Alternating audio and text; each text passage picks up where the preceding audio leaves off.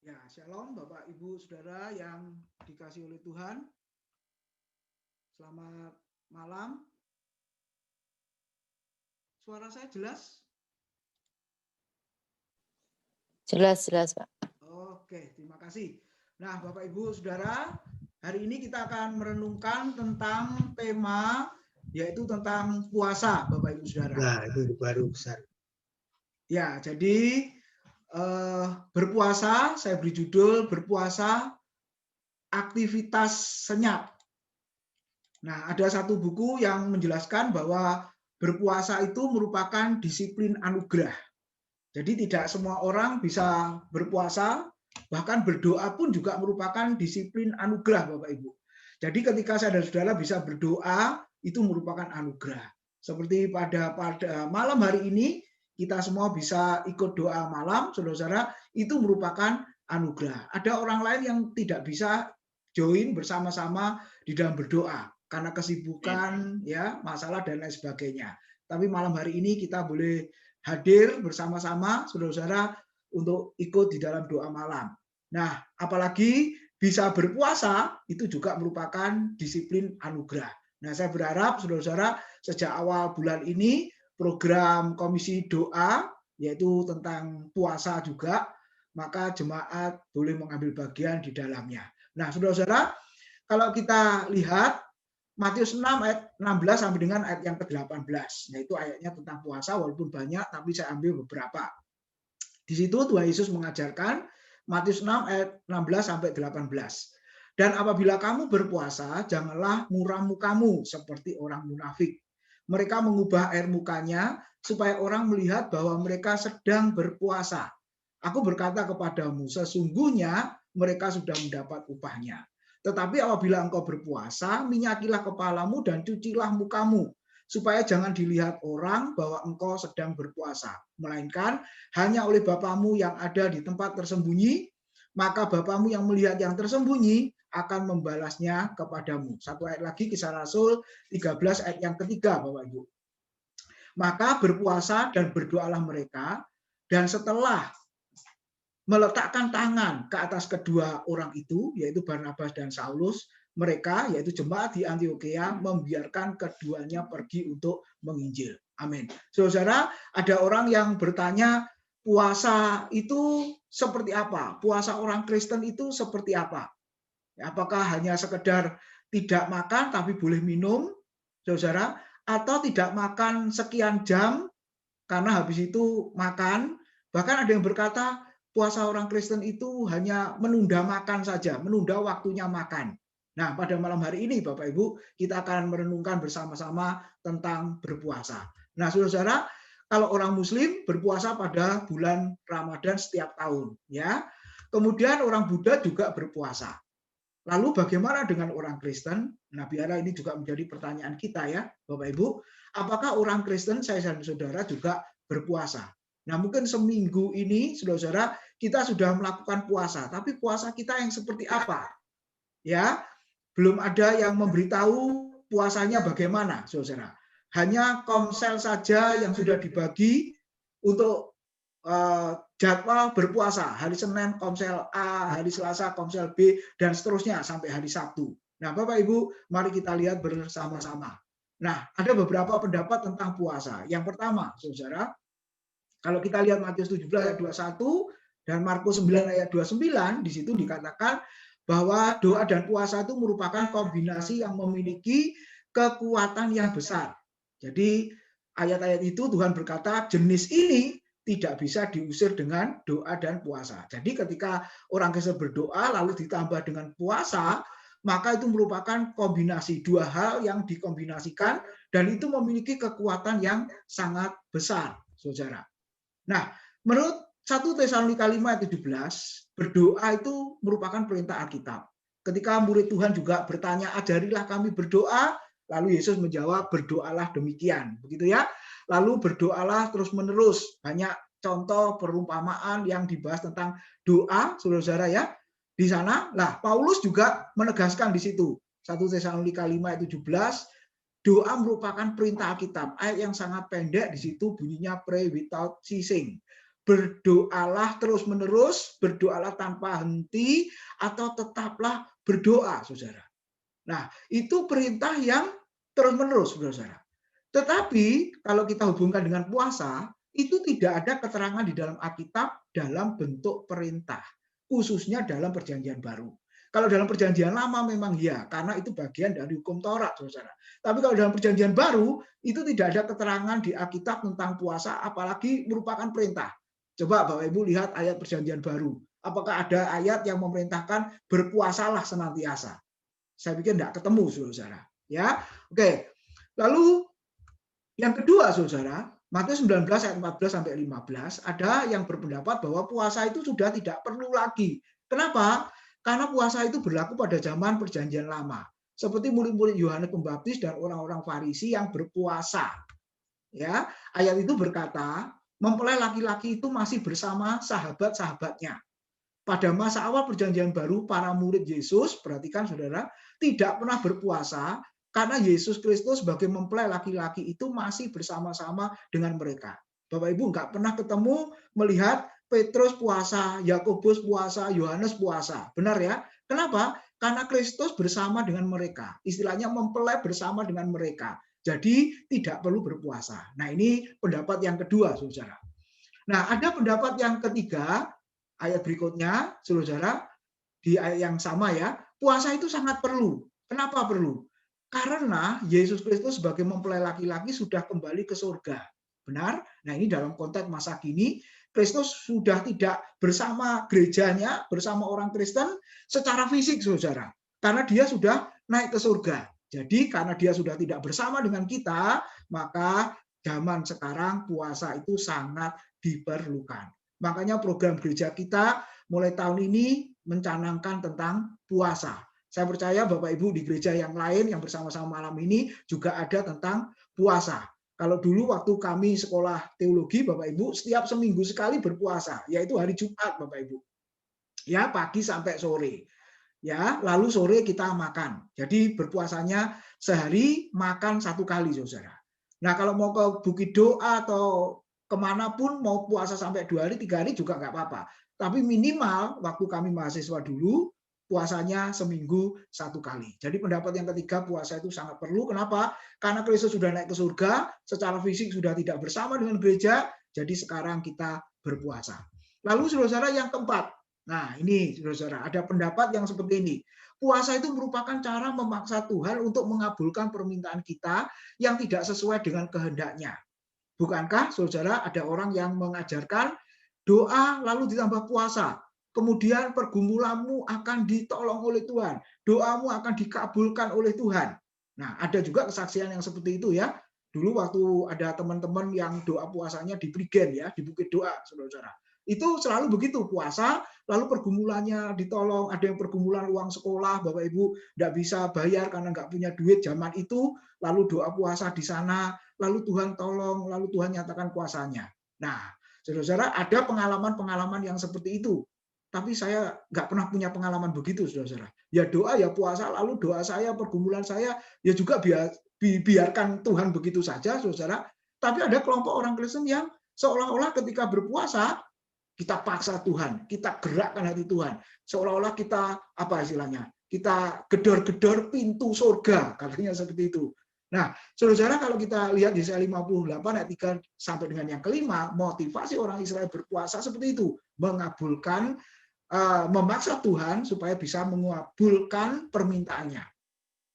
Nah, kalau kita lihat di bagian ayat berikutnya, apakah benar Tuhan bisa dipaksa dengan puasa kita? Tuhan bisa dipaksa dengan doa kita. Tuhan bisa dipaksa untuk memenuhi keinginan kita dengan doa dan puasa yang sangat lama, katakanlah. Jawabannya tidak. Kenapa, saudara? Karena Tuhan menjawab doa dan pergumulan umatnya itu bukan karena doa dan puasanya, tetapi karena kasih karunia-Nya. Amin, saudara. Satu contoh, Bapak Ibu. Lazarus yang sudah mati 4 hari dikubur.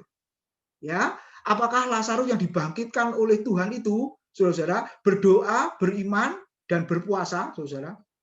Kalau saudara lihat Yohanes 11 ayat 1 sampai 44, Lazarus yang dibangkitkan Yesus itu tidak pernah berdoa dan beriman untuk bangkit karena sudah mati, saudara. Benar ya? tidak pernah berdoa dan beriman karena sudah mati. Tapi lihat saudara, tetapi jika Tuhan menghendaki bangkit, maka Lazarus akhirnya bangkit dari kubur. Walaupun dia nggak pernah berdoa untuk bangkit, saudara, apalagi tambah puasa ya. Tapi kalau Tuhan menghendaki bangkit, ya dia bangkit. Kenapa? Yohanes 2 ayat 3 dan 4. Kalau sudah lihat Yohanes 11 ayat 3 sampai 7. Karena di situ Tuhan tidak bisa dibujuk dan dirayu oleh manusia. Ingat ketika ada pesta perkawinan di Kana, mereka kehabisan air anggur, lalu saudara, ibu Yesus sendiri berkata, mereka kehabisan air anggur. Lalu apakah Yesus langsung mau mengerjakan, Bapak Ibu? Tujuannya apa? Memberitahu kepada Yesus. Seperti Marta dan Maria memberitahu kepada Yesus. Dia, yaitu Lazarus yang kau kasih sakit. Tujuannya apa? Tujuannya supaya Tuhan melakukan sesuatu. Berdoa atau melakukan mujizat. Air tawar menjadi anggur, atau yang sakit Lazarus disembuhkan. Kan begitu tujuannya. Tapi saudara-saudara, apa jawaban Tuhan? Kepada ibunya sendiri dia berkata, terjemahan lain mengatakan, mau apakah engkau daripadaku, hai perempuan. Bukan hai ibu, saudara-saudara. Kalau ibu wajar ya, karena memang ibunya. Tapi dia menyebut, mau apakah engkau daripadaku, hai perempuan, saatku belum tiba. Saudara-saudara, ini mau menunjukkan siapa? Mundur ke belakang di kitab Kejadian. Ketika Tuhan Allah menciptakan laki-laki dan perempuan. Jadi saudara, kealahan Kristus muncul di Injil Yohanes di situ. Jadi Yesus menganggap Ibu Maria bukan hanya ibunya, tapi sebagai ciptaan, yaitu perempuan, dan Yesus sendiri sebagai Allah Sang Pencipta. Jadi saudara, saatku belum tiba, Tuhan berkata. Jadi tidak bisa dibujuk, dirayu dengan doa. Seolah-olah Tuhan kalah dengan doa, Tuhan kalah dengan puasa. Sehingga orang dengan sombongnya berkata, lihat, aku doa lama, aku puasa lama, Tuhan nyatakan puasanya. Kenapa? Karena dia tidak tahan melihat aku lapar, mungkin begitu. Dia tidak tahan karena melihat aku menangis terus-menerus tiap malam, nggak bisa tidur karena punya masalah dan punya pergumulan. Seolah-olah mungkin berkata seperti itu. Tapi ternyata Tuhan tidak mengajarkan yang demikian, saudara. Karena Tuhan itu bertindak. Tuhan itu menjawab atas dasar inisiatifnya sendiri. Saudara-saudara, kita boleh lihat. Lalu pendapat yang kelima yang terakhir. Kisah Rasul 13 ayat 2 dan 3 tadi, dan pasal 14 ayat 2 3, ternyata puasa itu bagian dari ibadah. Nah, saya percaya, saya berharap malam hari ini kita memiliki konsep pengertian yang seperti ini. Kenapa saya dan saudara berpuasa? Karena puasa itu bagian dari ibadah kita. Coba Kisah Rasul 13 ayat 2 dan 3 dikatakan, pada suatu hari ketika mereka beribadah kepada Tuhan dan berpuasa, berkatalah Roh Kudus, khususkanlah Barnabas dan Saulus bagiku untuk tugas yang telah kutentukan bagi mereka. 3. Maka berpuasa dan berdoalah mereka, dan setelah meletakkan tangan ke atas kedua orang itu, mereka membiarkan keduanya pergi. Jadi saudara yang kelima, dan saya percaya kita semua sepakat di sini, bahwa saya dan saudara berpuasa, gereja berpuasa, dan berdoa, itu merupakan bagian dari ibadah yang sama juga dengan pujian dan penyembahan, bagian dari ibadah. Doa syafaat, bagian dari ibadah. Benar, saudara, pemberitaan firman Tuhan, bagian dari ibadah. Pujian, bagian dari ibadah. Demikian juga dengan puasa, bagian dari ibadah. Nah, saudara, kita mundur ke belakang. Waktu puasa dalam perjanjian lama memang ditentukan, Bapak Ibu. Samuel 3:35 dikatakan 1 hari, dari pagi sampai sore. Ya, mereka puasa. Lalu 1 hari penuh, 24 jam. Daniel 6 ayat 18-19. Lalu 3 hari penuh. Saudara, di kitab Ester pasal 4 ayat 16 nanti dibaca. Di situ Ester memerintahkan supaya 3 hari penuh ya berpuasa. Lalu 2 Samuel 12 ayat 16-18, 7 hari berturut-turut mereka berpuasa. Lalu yang terakhir 40 hari. Seperti Musa berpuasa, Keluaran 34 ayat 28, dan Matius pasal 4, Tuhan Yesus juga berpuasa 40 hari. Bedanya dengan Musa, saudara, kalau Musa berpuasa kata Alkitab tidak makan, tidak minum selama 40 hari. Mungkin menurut ilmu kedokteran, wah bisa sakit, ya dehidrasi, ya kekurangan air dan lain sebagainya. Tapi karena Tuhan yang memerintahkan, ini yang boleh saya sebut sebagai puasa supranatural, saudara. Kalau saudara tidak disuruh Tuhan secara khusus, jangan puasa yang ini, saudara. Ya, rumah sakit sudah penuh soalnya ya. Nanti khawatir saudara masuk rumah sakit. Tapi Yesus di Matius 4, kalau Bapak Ibu baca, dikatakan Yesus berpuasa hanya disebut tidak makan. Nah, ada penafsir yang berkata kemungkinan besar Yesus di padang gurun, beda ya. Kalau Musa puasanya di atas gunung, tapi kalau Yesus puasanya di padang gurun. Keadaan yang panas, jadi kalau enggak minum, saudara-saudara, nggak mungkin dia bisa tahan. Makanya di situ disebut hanya Yesus berpuasa tidak makan. Tapi ketika disebut tidak minum, nggak ada di ayat Alkitab. Jadi penafsir menafsirkan Yesus itu hanya puasa tidak makan selama 40 hari, tetapi dia minum. Ya, ada yang menafsirkan seperti itu. Nah, sasaran berpuasa zaman perjanjian lama, Bapak Ibu, seperti Musa, 40 hari, 40 malam tidak makan, tidak minum, dia berpuasa untuk mengetahui kehendak Tuhan. Amin, saudara. Lalu yang kedua, 1 Samuel 7 ayat 1 sampai 8, mengharapkan kebangunan rohani. Kalau mau jujur, kita aplikasi dalam gereja kita juga sama ya. Kita berpuasa. Nah, Pak Pendi sebagai ketua komisi doa, tujuan berpuasa apa Pak? Pasti jawabannya juga ini. Ingin mengetahui kehendak Tuhan atas gereja secara komunal dan secara pribadi, Bapak Ibu. Lalu mengharapkan kebangunan rohani. Rohani setiap jemaat dalam kondisi sulit tetap bangkit, tetap bersemangat, melayani Tuhan, setia kepada Tuhan. Nah, saya berharap ini ya sasarannya, sama seperti dalam PL. Lalu untuk keperluan pergumulan khusus atau masalah khusus, Bapak Ibu. 2 Samuel 12 ayat 15-17, Esra 8 ayat 21 sampai 23. Masalah khusus, pergumulan khusus, saudara boleh berpuasa. Untuk bahaya nasional, kitab Ester pasal 3 ayat 13, pasal 4 ayat 15 sampai 16, yaitu diancam dengan pembunuhan ya. Saudara, orang Israel akan dibinasakan oleh si Haman itu, maka Ester memerintahkan untuk puasa, kan ada bahaya. Nah, Bapak Ibu, tadi siapa yang ikut Pak Daniel Ronda ya, webinar 1 jam 5 sampai jam 6 sore itu tadi. Nah, beliau mengetengahkan bahwa kondisi bangsa kita ini pun, saudara, juga kondisinya bahaya. Nah, alangkah baiknya semua orang Kristen, bahkan semua orang berkonsentrasi berdoa supaya Tuhan campur tangan atas negara kita.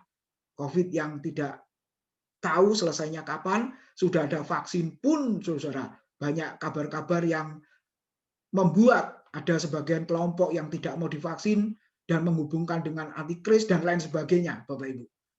Ini kondisi yang sangat genting, maka sudah sepantasnya kita berpuasa.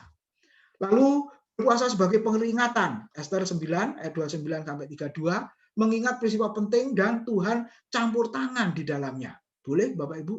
Saya percaya ada kesaksian-kesaksian yang indah yang Bapak Ibu alami ketika di dalam kondisi yang sulit seperti hampir 1 tahun ini, saudara. Boleh mengucap syukur dengan tambahan bukan hanya berdoa, tapi juga berpuasa. Lalu bukti penyesalan dan pertobatan, 1 Raja-Raja 21 ayat 27 dan Yunus pasal 3 ayat 1 sampai 5. Ketika terjadi pertobatan, saudara, terjadi penyesalan dan pertobatan, maka mereka berpuasa. Ya, seperti itu. Puasa sebagai persiapan keselamatan bangsa-bangsa. Nanti baca Zakaria 8 ayat 18 sampai 22. Keselamatan bagi bangsa-bangsa, ya, supaya mereka memiliki juru selamat. Puasa untuk para musuh. Sudah tidak berdaya, tidak bisa berbuat apa-apa, lalu pemazmur berpuasa supaya Tuhan campur tangan ya melawan para musuh-musuhnya. Lalu perjanjian baru, Bapak Ibu, tidak banyak. Kalau kita lihat Matius 4 ayat 1 sampai 11, Kisah Rasul 13 ayat 2 sampai 3. Kenapa gereja perjanjian baru berpuasa? Karena untuk persiapan pelayanan yang baru. Saya masih ingat ketika praktek pelayanan, saudara-saudara dengan teman-teman waktu itu pergi ke Bukit Doa Getsemani di Ungaran, Bapak Ibu. Ya, lalu doa puasa hampir 1 minggu di sana. Setelah itu kami pelayanan praktek keliling, Bapak Ibu, menginjil ke desa-desa. Nah, jadi seolah-olah kami lemah, mohon kekuatan Tuhan, kuasa Tuhan, supaya menyertai di dalam pelayanan kami. Praktek waktu itu masih semester 2 ya, mau masuk semester 3, lalu praktek di situ. Kalau mau jujur soal ilmu masih kurang. Tapi STT sudah memerintahkan untuk praktek dan itu ada nilainya, jadi harus praktek. Dan kita bergumul untuk itu. Lalu berdoa dan berpuasa untuk persiapan pelayanan. Lalu makanya tadi disebut puasa adalah aktivitas senyap yang tidak kelihatan karena Yesus berkata, puasa itu tidak diperlihatkan, ya, hanya Allah Bapa yang mengetahui dan akhirnya memberi pahala. Itu yang dikatakan oleh Tuhan. Nah, kemudian berpuasa di zaman gereja masa kini, Bapak Ibu, sekali lagi jawabannya tidak ada ketentuan atau peraturan dalam Alkitab. Kecuali gereja memberi ketentuan. Apa ketentuannya? Oke, tidak makan dan tidak minum. Silakan, saudara-saudara ya. 1 hari boleh, silakan. 2 hari kalau kuat, Bapak Ibu ya. 3 hari, puji Tuhan kalau masih bisa kuat.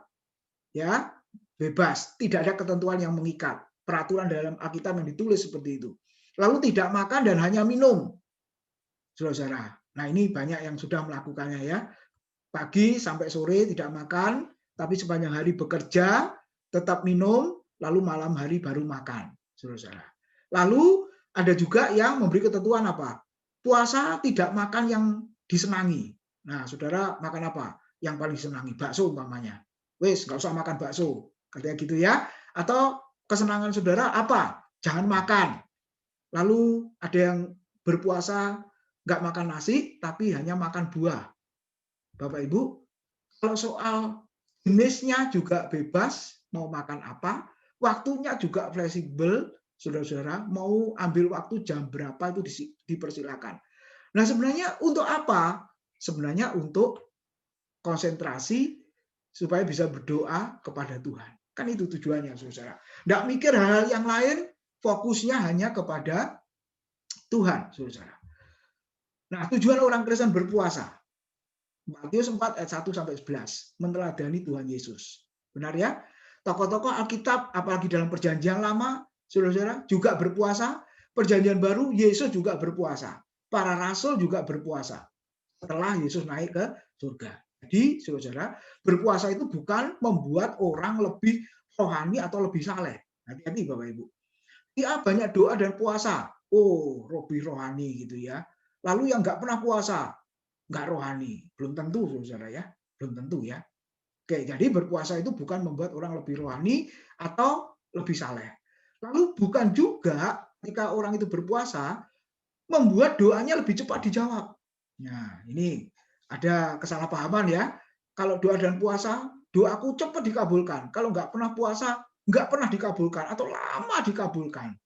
Nah, apakah benar begitu, saudara? Ya, kita lihat di Alkitab ternyata tidak. Supaya cepat dijawab, terbebas dari masalah hidup, makanya doa dan puasa, saudara, belum tentu. Ya, walaupun ada orang-orang yang seperti itu, tapi kan pengalamannya dia tidak sama dengan pengalaman kita. Dan kita tidak ingin pengalaman dia seperti pengalaman kita. Dan ingat, tadi saya sudah katakan, Tuhan menjawab doa kita, saudara-saudara, pergumulan kita karena inisiatifnya sendiri, karena kehendaknya sendiri. Lalu berpuasa juga bukan untuk merayu dan membujuk serta mengubah keputusan Tuhan. Bapak Ibu ya, ini yang sangat penting. Lalu yang kedua, saudara, berpuasa bukan perintah Alkitab, tetapi merupakan salah satu bagian dari ibadah. Tadi sudah saya jelaskan. Dan yang ketiga, saudara, berpuasa itu bukan sekedar persoalan tidak makan dan tidak minum. Ini yang penting, tetapi merupakan tindakan konkret di dalam hidup dan sesama manusia. Kalau Bapak Ibu baca Yesaya 58 ayat 6 dan 9, di situ dikatakan Tuhan marah karena Tuhan berkata bukan berpuasa seperti itu yang ku kehendaki. Kenapa? Karena orang Yahudi waktu itu berpuasa tetapi menindas orang lain, ya, tidak peduli dengan orang lain, dan Tuhan berkata bukan berpuasa yang seperti itu, tapi berpuasa yang benar adalah ketika menolong, ya, di situ membuka belenggu-belenggu, saudara-saudara ya, melepaskan tawanan-tawanan dan lain sebagainya. Jadi yang penting ketika kita berpuasa itu merupakan tindakan konkret di dalam hidup dan sesama kita. Nah, sekarang saudara, yang keempat, apa tujuannya? Ini yang penting. Kita puasa, berdoa supaya lebih fokus dan berkonsentrasi kepada Tuhan. Bila perlu, saudara, kalau di rumah tidak memungkinkan, di Surabaya terlalu ramai, pergi ke Bukit Doa. Tapi tunggu setelah coronanya berlalu, saudara ya. Kita bisa berdoa di situ. Dan kalau perlu, saudara, gereja juga memberikan satu ruang khusus ya sebagai ruang doa. Waktu kami dulu di kampus, Bapak Ibu, ya, gereja menyediakan ruang doa. Jadi terbuka 24 jam, Bapak Ibu. Siapa yang mau berdoa, silakan di situ. Ya, supaya apa? karena di rumah tidak bisa berdoa dengan baik, maka silahkan. Nah, itu yang bisa dilakukan. Nah, kiranya Tuhan memberkati saudara firman Tuhan pada malam hari ini. Mari kita berdoa. Terima kasih ya Tuhan buat kebenaran firman-Mu. Biarlah Engkau memberi pengertian kepada setiap kami, bukan sekedar kami berdoa dan berpuasa, tidak makan, tidak minum, tetapi ada satu misi khusus, ada pergumulan khusus, dan ada kehendak Tuhan yang kami perlukan secara khusus dalam hidup kami ketika kami mengalami hari-hari yang sulit. Kiranya Roh Kudus menolong setiap kami, memberi hikmat, pengertian kepada setiap kami, supaya kami boleh melakukan di dalam hidup kami sehari-hari. Dan apa yang kami lakukan, semuanya boleh berkenan di hadapan-Mu. Terima kasih ya Tuhan, hanya di dalam nama Tuhan Yesus, kami sudah berdoa dan mengucap syukur. Haleluya. Amin.